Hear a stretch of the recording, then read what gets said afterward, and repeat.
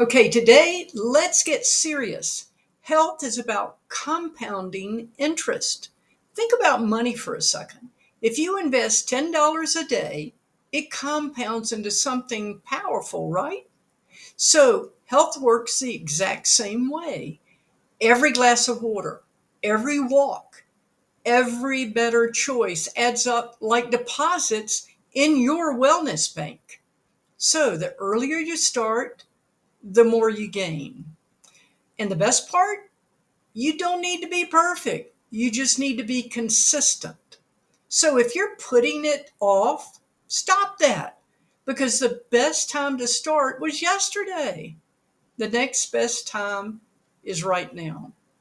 I'm Sandra Burnett, your holistic RN, and please dive in to learn more. Thank you for watching. And to learn more about this amazing technology, please like and subscribe to my channel. Thank you.